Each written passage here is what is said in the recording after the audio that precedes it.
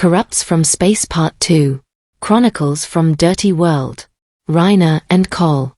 Any similarity to reality is purely coincidental. You can't stay here too long without attracting the wrong kind of attention, said Zephyr, with a warning look. But if you are willing to pay, I can arrange a meeting with someone who knows more about what you are looking for.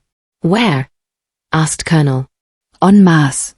That's where you'll get the answers you're looking for, because here historical information is always erased and rewritten as it suits the government. But first, they will need to go through Costa Chaparral to obtain the necessary permits. With that plan in mind, we set out to leave the market and head towards the nearest spaceport. The trip to Costa Chaparral would be our first step in a mission that seemed to become more complex with each passing moment. We found a pilot willing to take us, an older man with eyes full of cunning and experience. Advance payment, he said in a hoarse voice. I don't do free trips. Through hacking, we transferred enough government credits to him, knowing that their value would be sufficient to cover the cost of the trip. He guided us to his ship, a relic compared to modern ships, but still functional. Get in. We don't have all day, he said, closing the ship's door behind us. We arrived at the port of Costa Chaparral, a massive structure bustling with activity, with ships of all kinds and sizes constantly landing and taking off. The place was packed with people, from merchants to soldiers, each one busy with their own affairs. We headed to the boarding terminal, where Zephyr had told us we could get transportation to Mars. And not a single chaparral in sight. Except for the imitation ones. We need to make sure our identities are not detected, said COL, checking their masking systems. All right, I replied. Let's allow augmented reality to reshape our true appearances. We changed our appearances to reflect the common attire of the place, dysfunctional and durable clothing, with an archaic touch. We went unnoticed as we moved through the terminal, looking for the boarding areas for the transport that would take us to Mars. The takeoff was quick and uneventful. As we ascended, I could see the city of Scilus Hills receding, a reminder of everything we had left behind and everything we had yet to discover. The journey to the stopover on the moon was relatively short. Upon landing at the lunar port, we were surprised by the difference. The moon, although also affected by the conflict, had an atmosphere of order and control compared to the anarchy on Earth. Surrounded by a controlled atmosphere and encircled by artificial magnetic fields, we headed towards one of the Union Selene headquarters, where we hoped to obtain the necessary permits to continue our journey to Mars. Once inside, we were received without a welcome, by a very tall and thin, youthful-looking officer with an indifferent expression.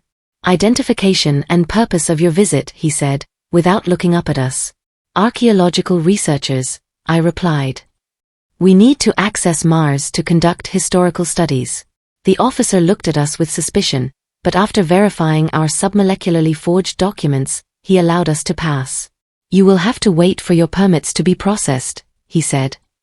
In the meantime, they will have to stay in the visitor complex. She said goodbye to us without greeting.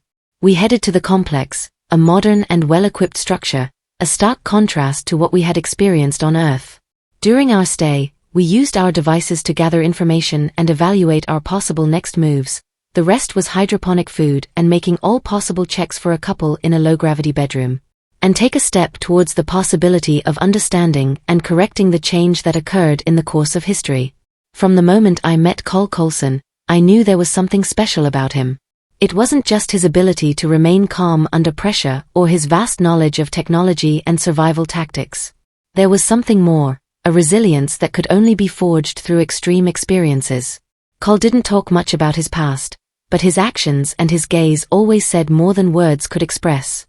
During our journey to the moon, I had time to reflect on our situation and the astonishing transformation the world had undergone. I was wondering if Col was thinking about the same thing too. During our journey to the moon, I had time to reflect on our situation and the astonishing transformation the world had undergone. I was wondering if Col was thinking about the same thing too. For their ability to adapt to any situation, their capacity to detect patterns in chaos. This place is a hotbed of intrigue, he told me on one occasion, while we were analyzing the data we had collected. Alliances and betrayals are constant. We must be careful with whom we trust. Meanwhile, the retrofuturistic reality we found ourselves in was a constant reminder of the magnitude of our challenge. The moon, with its buildings that combined modern design and vintage elements, seemed like a distorted echo of the future we knew. The sky, dominated by ships with outdated yet efficient designs, and the people, dressed in a strange mix of old-fashioned fashion and advanced technology, gave us the feeling of being trapped in a crossroads of eras. I couldn't help but think about the origin of this distorted reality. Something, or someone, had altered the course of time in a way we couldn't fully understand yet. Our initial analyses had indicated internal conflicts, resource wars, and viruses that had devastated the population. Everything indicated that, despite our efforts to not alter the historical flow, something had changed radically. Carl also seemed intrigued by this new reality. There must be a turning point, he reflected. A critical moment when something diverted the course of events. If we can identify it, maybe we can fix it. I miss mental, I admitted. The artificial intelligence of Silas Hills that always had answers for everything. In this reality, it's not on any radio frequency. Carl nodded, understanding my frustration. The tensions on the moon were palpable, with speculators competing through bribery and corruption for control of the lucrative helium-3 resources. The lunar stations were a hotbed of diplomatic activity and subterfuge, with each faction trying to get ahead of the others. This atmosphere of conspiracy and constant suspicion adds to the political and economic tensions in the most unstable regions. RHYNA Blanta. Carl reflected, please provide the text you would like me to translate.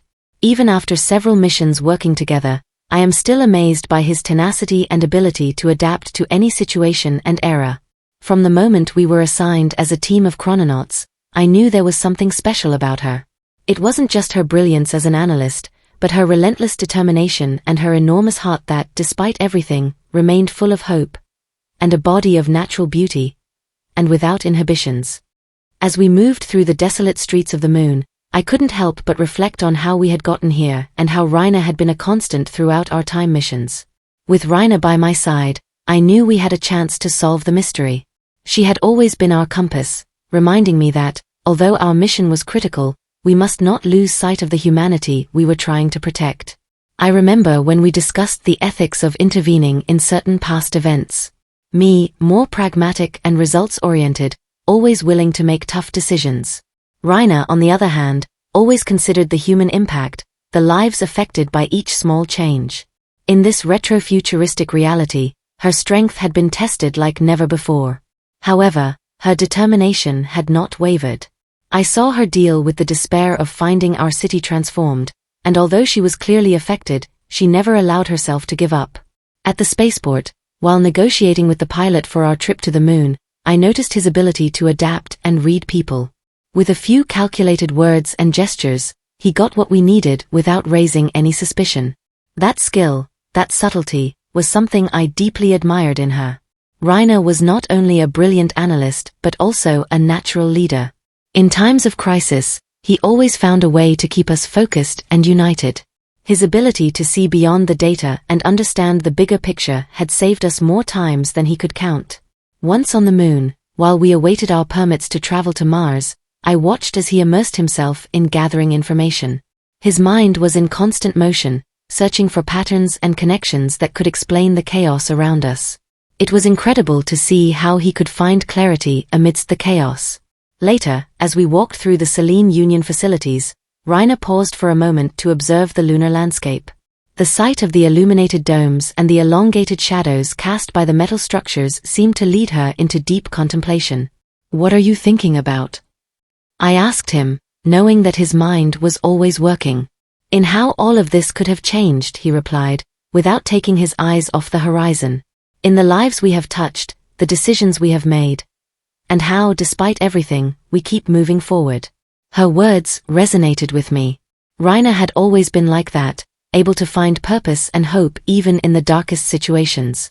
As we faced the challenges of this mission and sought to understand the historical alteration that had led to this retrofuturistic reality, I knew that with RHYNA by my side, we had a real chance.